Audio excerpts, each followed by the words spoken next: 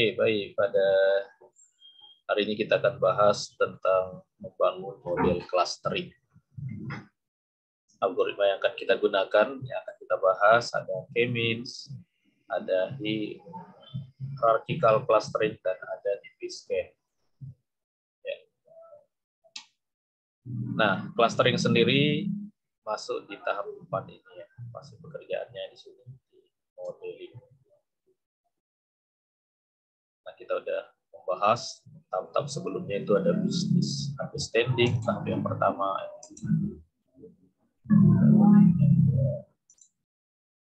Kemudian tahap kedua dulu ada data understanding, kemudian ini ada yang sampai 3 kali data preparation, dan sekarang ini kita sudah masuk ke modeling. Modeling yang kita bahas itu sudah ini yang ketiga ya. Pertama dulu modeling yang jenisnya klasifikasi. Kemudian minggu lalu klasifikasi. Lalu kita membahas modeling menggunakan regresi. Di model data mining itu ada klasifikasi, ada regresi, dan hari ini kita bahas ada clustering. Setiap model atau setiap algoritma itu bisa digunakan untuk memecahkan kasus yang berbeda ya, atau fungsinya berbeda. Klasifikasi, regresi, dan clustering ini fungsinya berbeda. Lalu ini kedengaran ya suara saya? Dengar, Pak. Oke.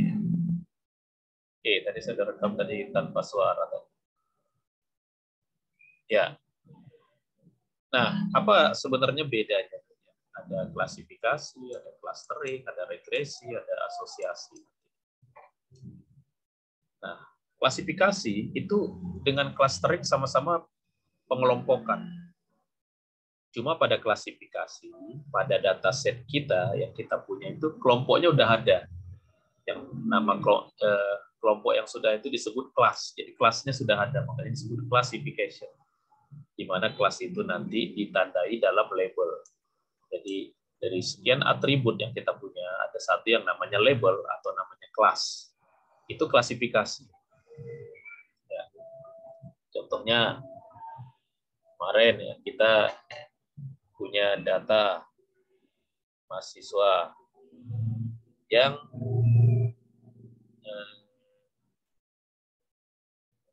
mahasiswa pagi dengan mahasiswa malam. Nah, itu kan pengelompokannya udah jelas, sudah ada pengelompokannya.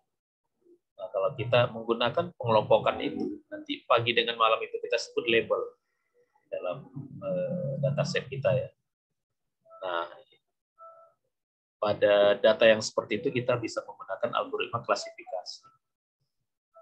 Kalau labelnya ada. Labelnya ada maksudnya pembeda dari kelompok itu sudah ada. Itu namanya klasifikasi. Tapi kalau belum ada, ya, tapi kita kelompoknya belum ada, justru kita ingin membuat kelompok itu, ingin melihat ini sebenarnya ada berapa kelompok sih. Mahasiswa yang jumlahnya 50 ini sebenarnya ada berapa kelompok sih. Nah, labelnya nggak ada. Atau istilahnya, kelasnya nggak ada. Nah, kalau kita mau membangun atau membentuk, melihat pengelompokan ya dengan menggunakan algoritma data mining itu kita pakai clustering. Jadi pada clustering itu kelompoknya belum ada. Nah, itulah dia apakah memakai K-means, atau memakai hierarchical, atau memakai DB-scan dan sebagainya, pakai clustering. Namanya clustering itu bedanya. Kalau regresi yang minggu lalu, kalau regresi kita mau lihat pola hubungan antara dua variabel. Misalnya variabel X dengan Y itu polanya bagaimana? Nanti dihasilkanlah rumus, namanya rumus regresi. Dengan rumus itu bisa kita gunakan untuk memprediksi nilai yang belum ada di dalam data kita. Itu namanya regresi. Nah, nanti ada satu lagi namanya asosiasi. Kalau asosiasi itu melihat data yang sering muncul bersamaan, data mana saja yang sering muncul bersamaan. Itu bisa, kalau kita ingin melihat data yang sering muncul bersama-sama itu apa sih?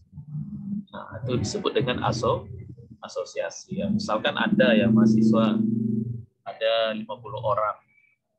Mahasiswa mana sih mahasiswa mana yang kalau dia nggak hadir, temannya juga nggak hadir? Ada nggak? Itu datanya bisa kita cek dari absen. Nah, mencari itu namanya asosiasi. Melihat yang sering muncul bersamaan, apakah sering dibeli bersamaan, sering hadir bersamaan, sering masuk kelompok bersamaan. Nah, itu namanya asosiasi.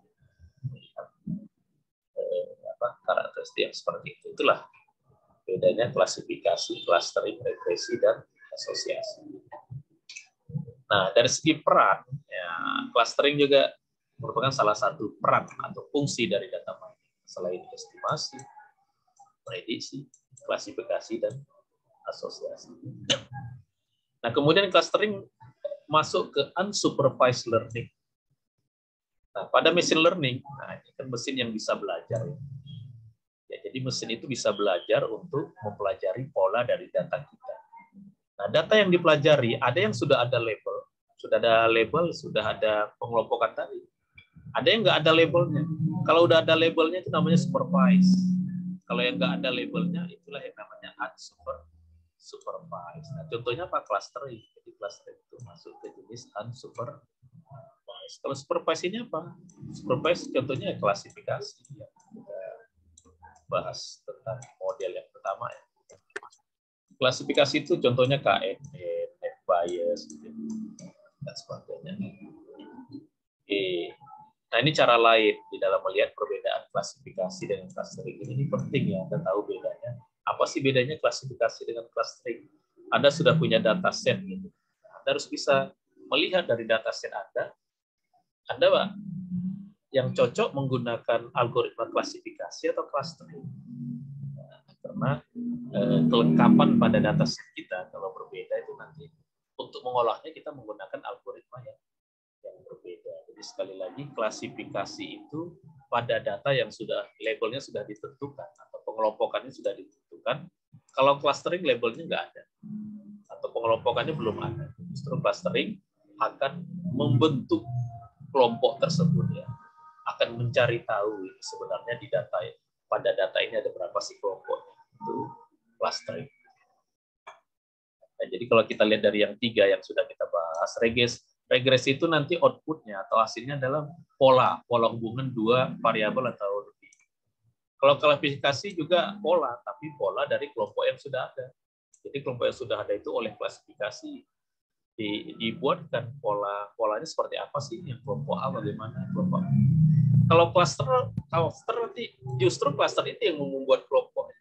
Nah, kalau klasifikasi sudah ada kelompoknya, algoritma tinggal tinggal membangun pola dari setiap kelompok. Kalau clustering kelompoknya belum ada. Kelompok itulah yang mau dibuat, di mana setiap kelompok itu nanti disebut dengan cluster gitu. Itu bedanya ya klasifikasi dengan cluster. Oke, ini baru kita bahas. Ini contoh sederhananya. Ini ada buah, tapi ini buahnya masih disatukan. Biasanya kan kita pisah-pisah. Ini apple di sini. Ini mangga ya, strawberry. Nah, itulah fungsinya cluster.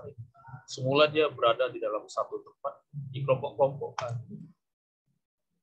Ya, fungsi yang lain clustering itu kalau saat ini ya yang lebih tren itu adalah melihat bagaimana tanggapan masyarakat terhadap upaya pemerintah mengatasi COVID.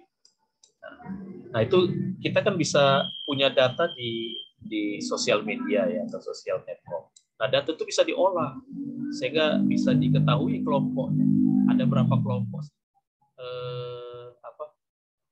masyarakat, pendapat masyarakat tentang pemerintah. Ada kelompok yang mendukung ya.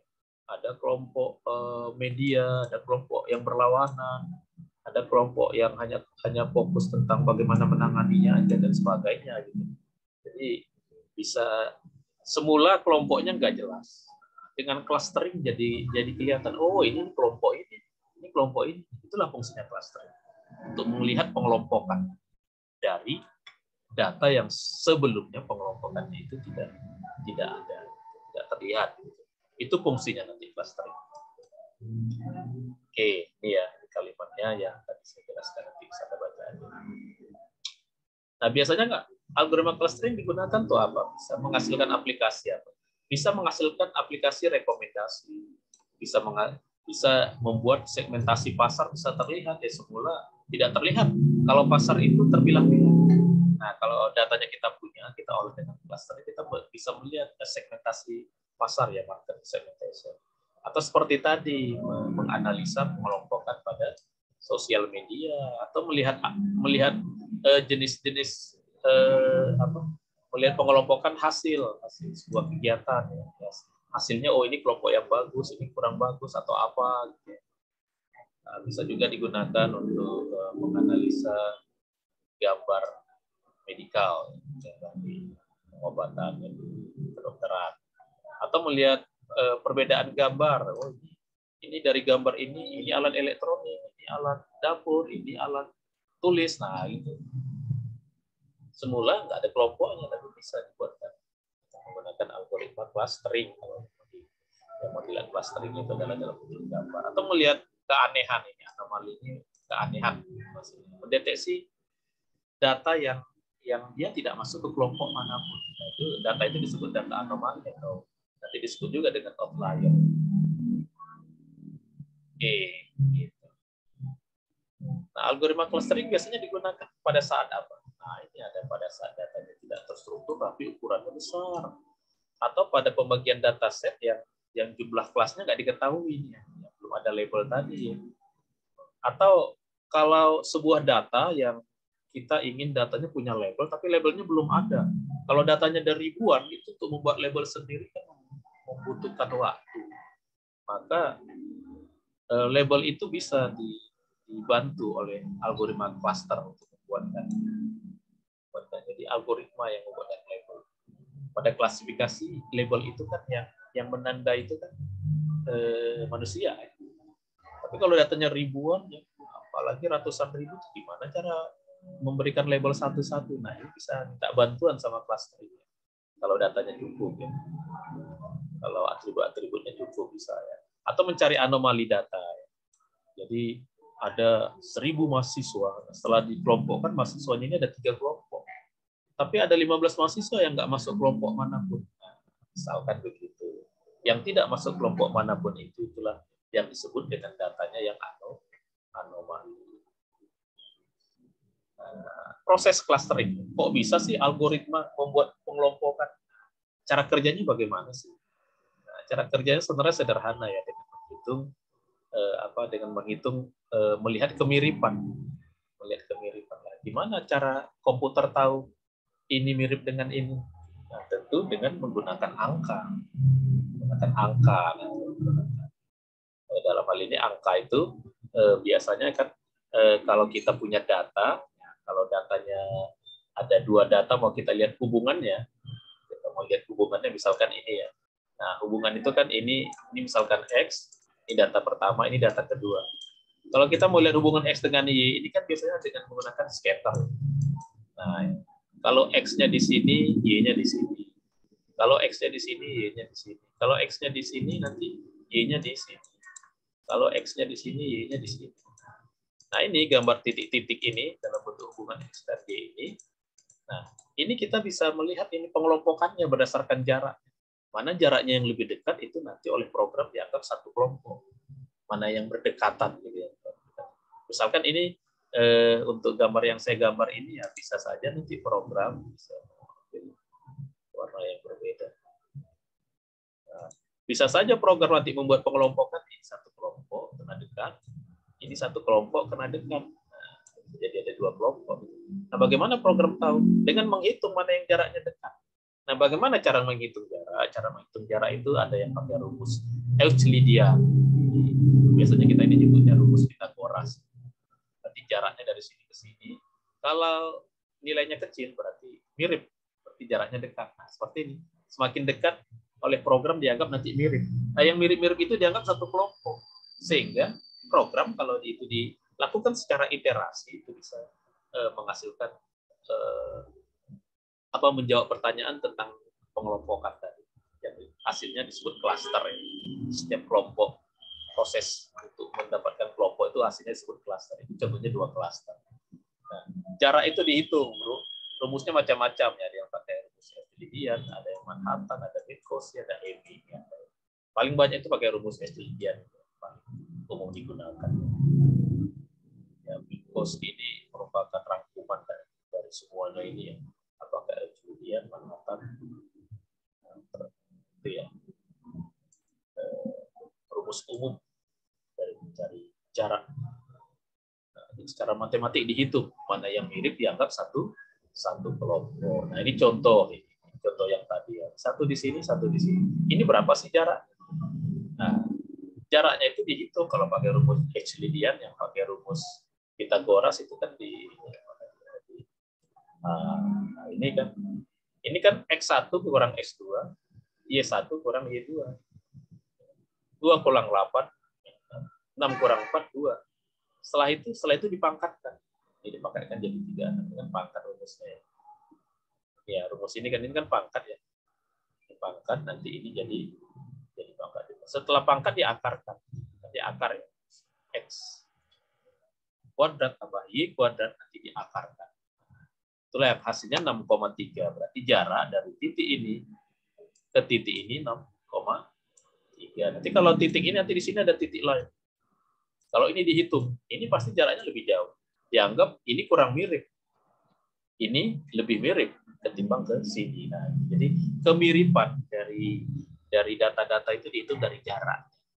Nah, pakai program itu hasilnya angka. Nah, cara menghitung jarak itu tadi bisa pakai Euclidean, bisa pakai rumus Manhattan. Ini nama orang semua ya. Gitu. Nah, dengan cara itulah nanti pengelompokan itu. Kemudian kelompok cluster, ada yang hard, ada yang soft. Kalau yang hard itu kelompoknya jelas, merah ya merah, hijau ya hijau, biru ya biru.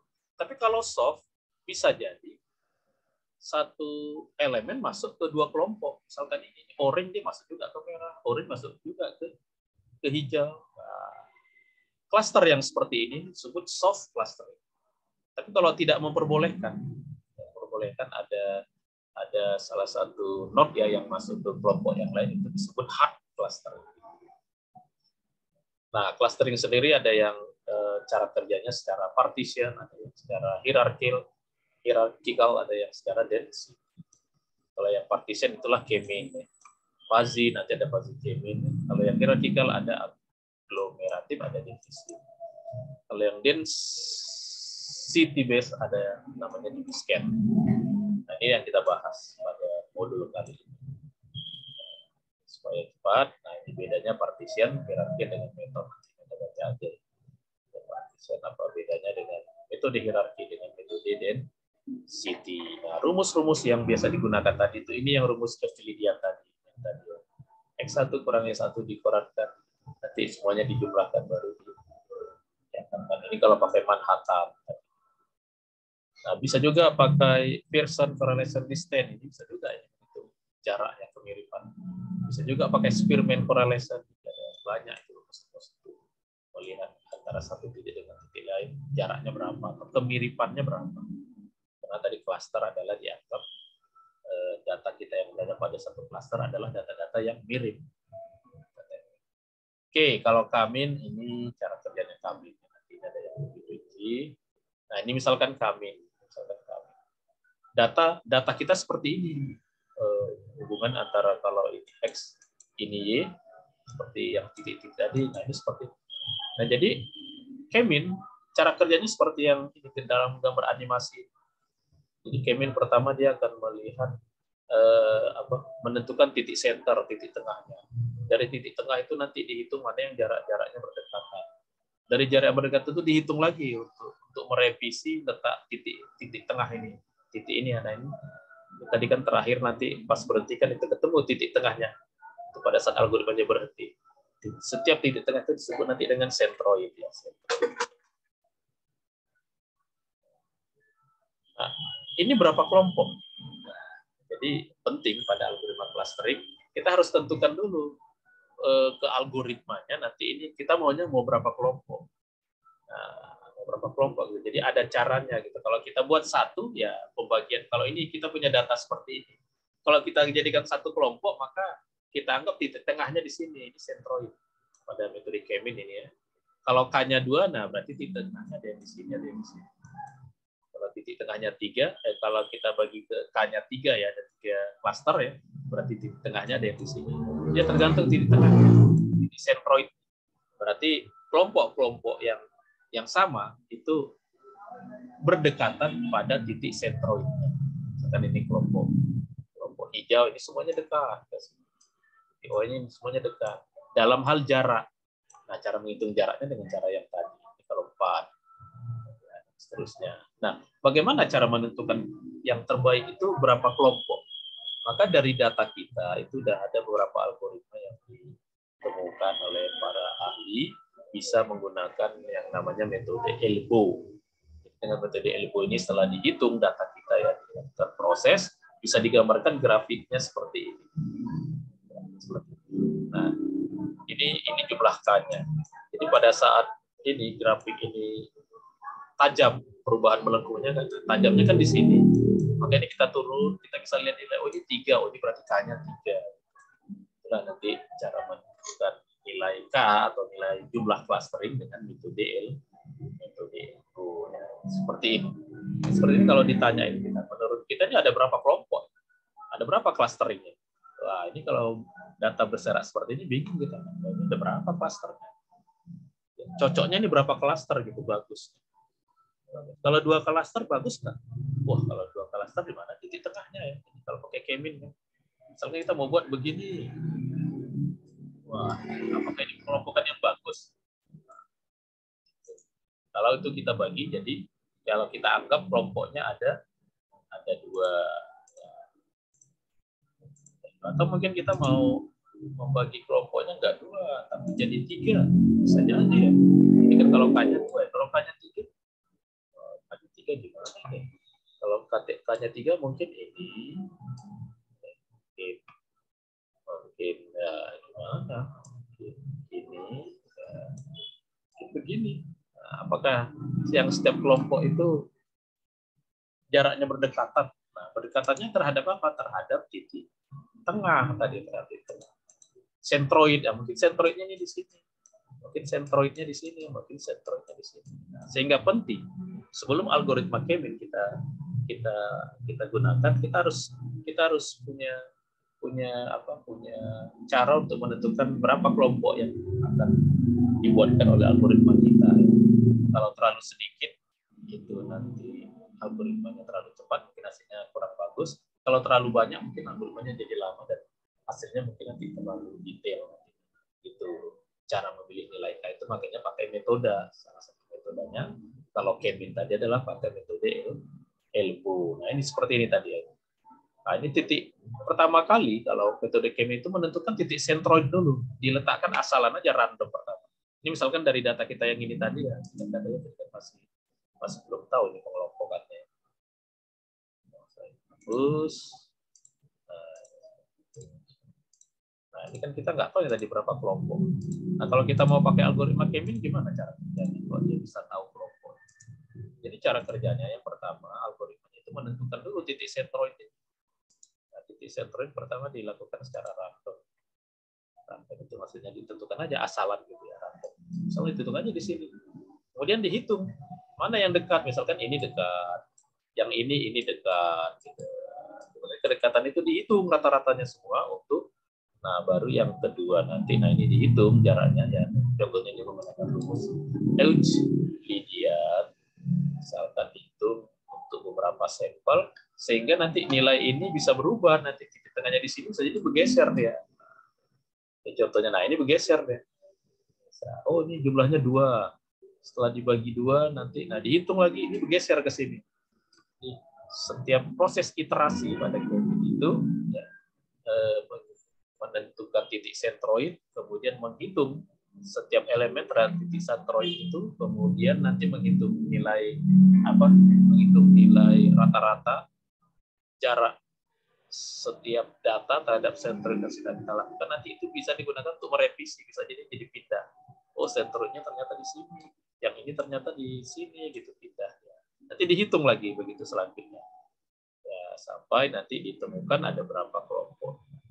Nah, karena sangat penting untuk menentukan nilai K yang tepat supaya hasil clusteringnya bagus, makanya K-mean itu dibantu oleh metode namanya ELBO. Misalkan ini.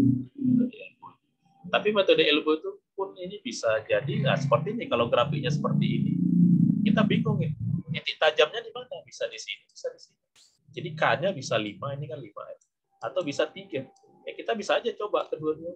Kalau 3 hasilnya apa, kalau 5 apa. Misalkan kita punya konsumen ya, konsumen kita ada 1000. Kita mau lihat ini segmentasi konsumen kita seperti apa sih orang.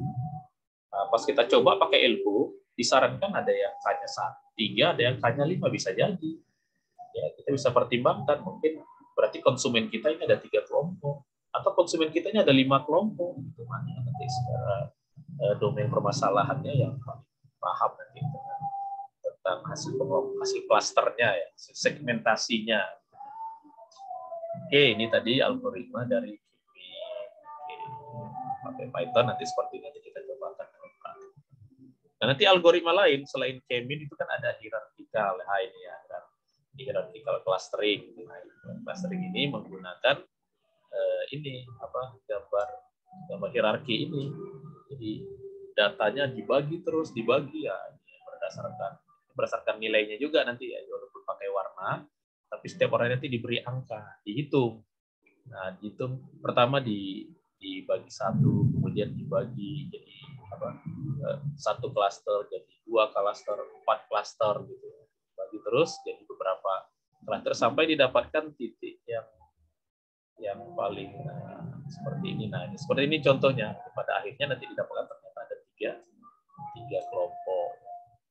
Kenapa disebut ini klaster 1? Karena dibentuk yang pertama dan paling similar memiliki cabang paling pendek. Klaster kedua dibentuk karena klaster kedua memiliki cabang paling pendek yang kedua. Klaster 3 juga dihitung karena memiliki cabang yang paling panjang. Jadi ada tiga klaster, contohnya kalau datanya ini namanya metode clustering. Nah, setiap daerahnya itu kan nanti diwakili oleh angka juga. Nah, setiap angka ini tadi melihat kemiripannya ya pakai rumus perhitungan jarak tadi, yang contohnya adalah yang banyak digunakan adalah Euclidean. Ya, metode hierarkikal sendiri ada 2 ya. Secara aglomeratif ada divisif ya. Kalau aglomeratif ini bottom up. Kalau divisif ini top down. Jadi kalau ini dari yang bottom up gitu. Ya, dari umum ke khusus. Kalau top down dari ini ya. Dari yang paling terakhir nanti sampai kalau ini yang di cluster ini contohnya ini jenis binatang. Nah, ini aglomeratif dari bottom ke up. Ini perhitungannya dengan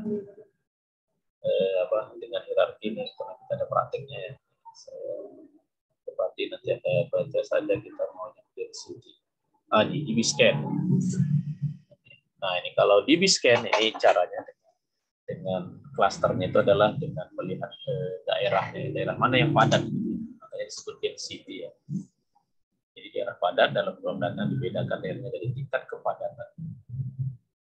Nah, pada teknik yang sebelumnya tadi partisi ya, atau K-mean atau metode hierarki ya. Sebelumnya itu efisien jika datanya berbentuk normal.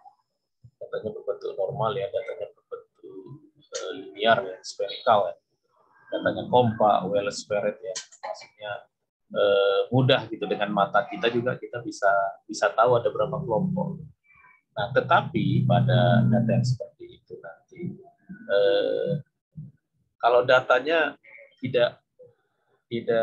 kalau datanya tidak normal, tidak normal seperti ini. Nah, ini ada berapa kelompok? Ini yang inilah. Ini seperti ini gimana cara kita membuat pengelompokannya kalau ditanya itu? Atau ini gitu, gimana caranya? Atau seperti ini, kelompok ini kelompokannya ada berapa kelompok? Nah, pada sebaran data yang seperti itulah nanti cocok pakai DB-scan. Nah, DB-scan ini ada kelebihan kalau kita kelompokkan data yang sebarannya tadi ya seperti ini ya. Kalau pakai K-mean kan kelompokannya seperti ini. Ini Ini sepertinya kan ada yang dipaksakan ya. Ini semestinya kan nggak mesti masuk ke kelompok ini. Karena ini kan jaraknya jauh dia kalau titik sentroidnya di sini. Yang dua ini juga kalau titik sentroidnya di sini, yang dua ini kan jauh. Tapi pada kemi dipaksakan sehingga kelompoknya ada 3. Semuanya masuk dalam kelompok. Nah, kelebihan DB-scan nanti tahu ada titik-titik yang sebenarnya dia nggak mesti dimasukkan, nggak mesti dipaksakan masuk ke kelompok. Contohnya yang warna abu-abu ini kan sebetulnya dia memang nggak masuk ke kelompok manapun. Jadi DB-scan bisa dia melihat outlier ya, outlier yang sebenarnya dia tidak masuk kepada cluster, tapi dipaksakan pada metode lain ya, pada metode kami. Itu nanti kelebihan DB-scan. DB-scan itu sendiri ke panjangannya adalah density based spatial clustering of application with noise. Ya. Jadi dia bisa memisahkan noise, yang namanya noise atau outlier. Ya. Outlier. Oke. Kemudian nanti pada DB-scan ada beberapa parameter yang harus kita atur. Yang pertama PTS yang jumlah minimum, titik abang batas yang dikelompokkan bersama agar satu wilayah dianggap density. Nah, daerah sebuah daerah itu dianggap titiknya padat, jumlah minimum titiknya berapa. Kemudian ada nilai radius juga ya, atau disebut juga dengan nilai epsilon.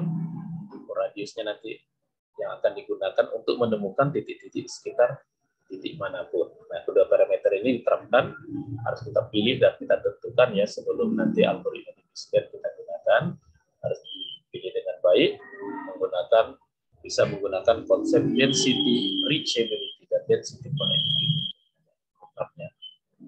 Oke, nah ini contohnya ya pada DB-scan yang disebut tadi bisa menghitung faktor apa ini, kepadatan ya atau kerapatan ya, kerapatan. Ya, jadi yang dihitung itu radius yang satu klaster itu yang kita tentukan radiusnya. Berarti yang tidak berada di dalam radiusnya itulah tadi yang berarti dia sebenarnya bisa jadi tidak masuk ke dalam kelompok tertentu ya. Oke, ini nanti bisa ada cukup jelas ini cara kerjanya. Penjelasannya mirip dengan Kevin tadi. Saya mau langsung ke praktek ya. Bisa ada baca ulang. Oke, kita akan melakukan percobaannya pakai Jupyter. Percobaan pakai Jupyter. Yang ada 10 ya, nanti yang saya absen ya. Jupyternya mana ya? Ya, ini. Oke, nanti Anda download. Oke, ini kelihatan ya Jupyternya. Halo? Kelihatan, Pak. Kelihatan, Pak. Nah, ya, jadi nanti ada 3 percobaan ya. Clustering yang satunya dengan Kemin ya, clustering dengan Kemin, ini clustering dengan hierarchical, ini clustering dengan DB-scan ya. Datanya untuk Kemin dengan hierarchical ini pakai data customer. Kalau yang DB-scan ini pakai data yang ada di Escalent, datanya ada di modul, langsung diambil dari modul. Oke, ini kalau dijalankan yang satu dulu ya, dijalankan dari atas. Ini pertama kali ini kalau pakai Kemin ini biasa ya, memanggil modul atau library yang digunakan ya, NumPy, Matplotlib, Pandas, ini jalan aja. Ini baru datanya diambil. Datanya customer CSV, Anda pastikan customer CSV ada di sini, di folder Anda sekarang ini. Supaya ini bisa kalau dijalankan, ini kan baru dia jalan doang ya. Kalau kita lihat, ini datanya itu ada ini. Nah, ini datanya. Jadi berapa? Ini ada 1, 2, 3, 4, 5. Ada 5 atribut ya. 5 atribut, dan ini nggak ada labelnya kan? Nggak ada label.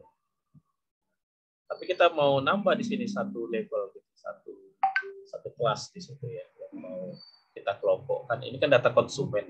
Nah, ini customer ya. Customer-nya ini ada berapa kelompok ini?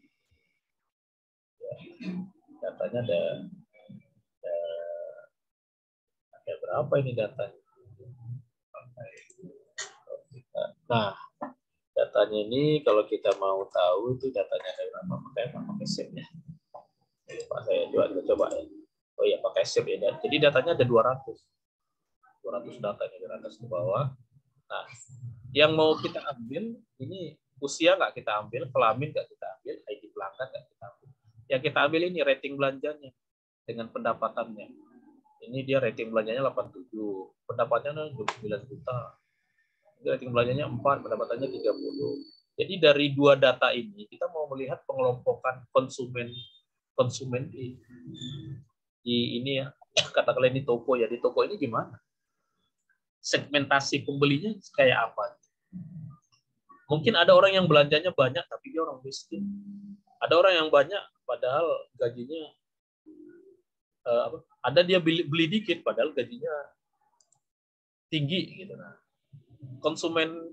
jenis konsumen seperti itu kan berguna untuk orang marketing ya, untuk melihat kayak apa sih pola belanja konsumen saya. Nah, itu dia harus bisa buat kelompok. Mungkin yang pertama kelompok orang yang suka belanja padahal uangnya terbatas. Ada orang yang belanjanya dikit, uangnya terbatas. Ada orang yang belanjanya banyak, belanjanya dikit, padahal uangnya banyak dan sebagainya. Kita mau lihat. Jadi pertama kalau dilihat secara gambar ini ya data antara rating belanja dengan pendapatan ini, secara scatter dia seperti ini. Nah, seperti ini. Nah, ini kita anggap ini data konsumen. Nah, kita mau melihat menurut kita ini konsumennya ini terbagi berapa. Kalau lihat dengan pakai mata gitu, kita mau melihatnya dengan secara mata ya, ini nggak pakai program. Ini ada berapa kelompok? Ayo coba. Ada nggak yang ngasih pendapat? Menurut Anda ini ada berapa klaster?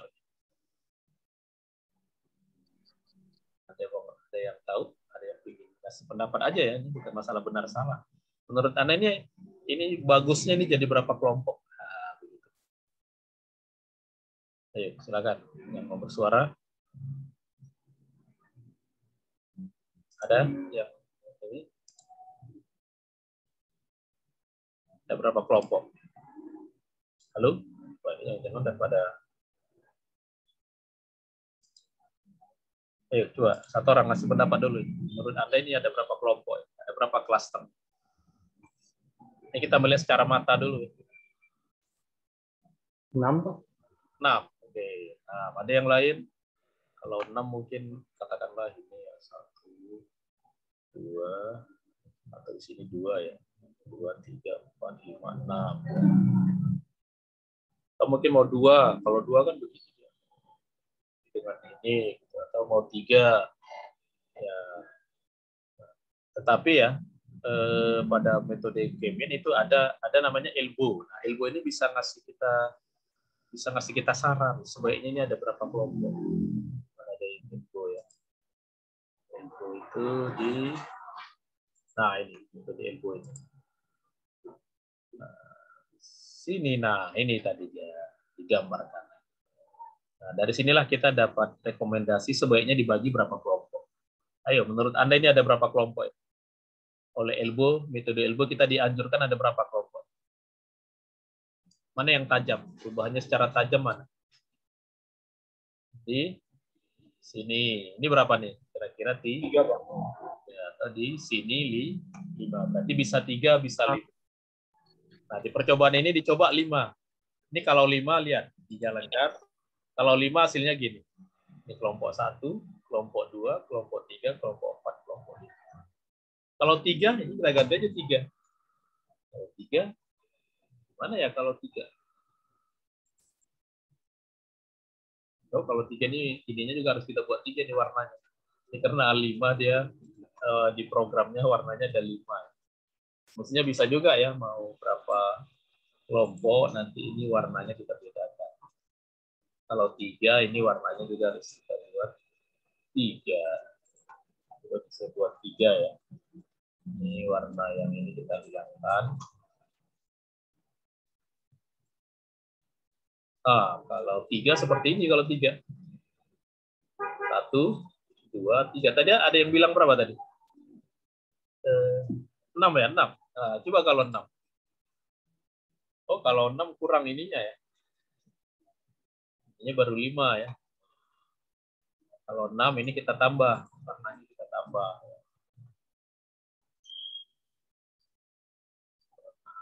Mungkin nggak gitu kalau dibagi 6. Maksudnya masih realistis nggak kalau kita buat kelompoknya 6. 1, 2, 3, 4. Ini 5. Warnanya kita buat kalau 6, apa yang belum ini? Jangan kuning ya. Warnanya blue, red, magenta, cyan, dan warna apa yang belum? Ayo. Hitam, Pak. Hijau apa? Hijau udah green. Warna apa? Hitam. Hitam. Pink. Orange. Oh, orange ya. Oh.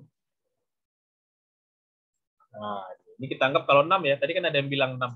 Ini kalau saya melihat yang realistisnya 5 ini. 1, 2, 3, 4. Kalau ini kan 3 ya. Kalau 3 ini kayaknya yang ketiga yang merah ini kayaknya kelompoknya kurang bagus ya. Karena ini jauh banget ini. Kalau ini kan dia merapat. Coba kalau 6. Kalau 6 ini ganti jadi 6, ini buat 6. Wah, kalau 6 begini. Kemana yang dibagi? Oh, ke sini ya. Ini dianggapnya 2 kelompok. Ini kemin ya, pakai kemin. Ya, jadi seperti itu, kemin seperti yang tadi cara kerjanya adalah dengan melakukan perhitungan jarak. Ya. Pertama yang ditentukan itu yang kuning ini yang pertama, sentroidnya ya. Sentroidnya dulu yang ditentukan, baru dihitung mana yang jaraknya dekat ke sentroid. Tapi nilai K-nya ini jadi penentunya nilai K-nya. Nilai K-nya berapa? Nilai K-nya berapa? Nah, makanya untuk menentukan nilai K ini dibantu dengan metode ELBO. Tadi di sini udah direkomendasi oleh ELBO ya. Ini dia yang perubahan tajam ini kalau nggak 5 adalah 3. Kalau saya melihat yang agak enak itu 5 ya. Kita melihat ininya lebih realistis ini dijadikan 5 ini. Coba ya. Nah, kalau 5 kan tadi ini enggak. Nah, kalau 5 lebih ini kelompok 1, kelompok 2, kelompok 3, kelompok 4, kelompok 5. Ini kan rating belanja ya. Ini kan pendapatan. Ya, berarti ini kelompok orang yang belanjanya banyak. Belanjanya dikit tapi pendapatannya tinggi. Nah, ini dia. Kalau ini ya, pendapatannya tinggi, belanjanya juga banyak. Kalau ini pendapatannya tinggi, belanjanya dikit. Kalau ini pendapatannya rendah, belanjanya juga dikit. Nah, ini yang di tengah-tengah. Ternyata ada, kalau kita bagi 5, ada yang di tengah-tengah. Pendapatannya sedang-sedang saja, belanjanya juga sedang-sedang saja. Jadi ada 5 jenis konsumen. Nanti ini dilaporkanlah ke pimpinan, ke bagian marketing. Oh, konsumen kita ada yang begini. Mana yang bisa dioptimalkan supaya belanja kita lebih supaya toko kita tambah banyak yang beli. Kalau saya lihat yang ini ya, yang pendapatannya besar tapi dia belanjanya masih dikit. Gimana caranya supaya dia naik ke sini juga? Masuk ke kelompok orang yang belanjanya juga banyak. Itu misalkan ya. Nah, ini adalah klaster dari konsumen. Itu contohnya pakai pakai kemin. Nah, kalau data yang tadi, data yang sama digunakan hierarki, nah hasilnya seperti ini. Ini dijalankan aja satu-satu ya. Nggak saya buat kayak yang ini tadi kan ini ada gambar sebelumnya ya. Ini gambar sebelumnya dianggap sama ya seperti ini ya. Ini belum di cluster. Kemudian, nah dengan Euclidean, nah di sini ada ini juga diapakan? Dipakai dendrogram tadi ya. Kalau di sini direkomendasi jumlah kelompoknya 1, 2, 3, 4 ini. 4 1, 2, 3. Oh ya, 4, 5 ya, 5. Karena di sini klasternya dibuatnya 5. Nah, ini dibuat 5. Nah, ini kalau setelah 5 ini kalau dijalankan hasilnya kan gini ya. Ini kalau kita bandingkan sama yang ini tadi, ini sama ya. Ini yang kemin, ini hasil kemin, Ini hasil hierarkikal. Nah, kalau ini nggak ada sentroid kan. Kalau K-mean kan ciri khasnya ada sentroidnya. Sentroid setiap cluster ya. Kalau ini dia kan membaginya berdasarkan hierarki ya. Kelompok-kelompokannya berdasarkan diagram di hierarki. Nah, nanti dari sini nih tugas satu Anda adalah membuat program clustering ini dengan data konsumen ini Anda nanti pakai di DB-Scan tugas Anda. Nah, DB-Scan itu bagaimana? DB-Scan itu ini dia yang next. Nah, ini DB-Scan. Ya. Jadi DB-Scan untuk DB-Scan itu pakai data yang berbeda. Kalau ini kan data konsumen ya. Kalau ini pakai data yang ada di dalam Escalent namanya data block. Data block ini. Nah, ini kalau datanya kalau kita lihat, kita cek semua seperti ini datanya. Wah. Atau kalau kita lihat shape-nya tadi ya. Nah, terbalik. Nah, datanya 500, ada 2 atribut tadi ya. Nah, itu kalau kita gambarkan pakai Matplotlib, nah, gambarnya seperti ini. Nah, ini ada berapa klaster? Kalau ini pasti secara mata kita ini ada berapa ya? 3, Pak. Berapa? 3. Ya, iya, 3. Coba ini kalau pakai DB-Scan, iya, DB-Scan juga menganjurkan 3 ya. Ini ada 3 ini kan. Ini kalau kita gambarkan yang 3 itu hasilnya adalah seperti ini. Jadi DB-Scan ya, ketika di cluster tidak semuanya harus masuk pada DB-Scan. Lihat ini, yang hitam ini berarti dia tidak masuk cluster manapun. Nah, makanya Anda di sini tugasnya coba Anda cluster ini pakai K-mean dengan pakai hierarkikal. Kalau berdasarkan cara kerja, K-mean dan hierarkikal dia kan pasti dia paksa ini. Ini yang hitam-hitam ini dia paksa masuk ke cluster ini. Kan itu tadi kelebihan dari DB-Scan, dia bisa memperlihatkan outlier. Ya, ini outlier ini berarti yang hitam-hitam ini termasuk data apa? Data yang tidak masuk ke kelompok manapun ya. Nah, itu namanya outlier, data kecilan. Oke, itulah percobaan dan ini ada tugasnya 2, tugas yang 2-nya ini ada cobakan ini. Dan yang tadi di sini tugas satunya ini ada cobakan tapi pakai algoritma yang algoritma DB-Scan supaya Anda tahu 3 algoritma clustering yang kita bahas pada pertemuan ini. Oke. Itu untuk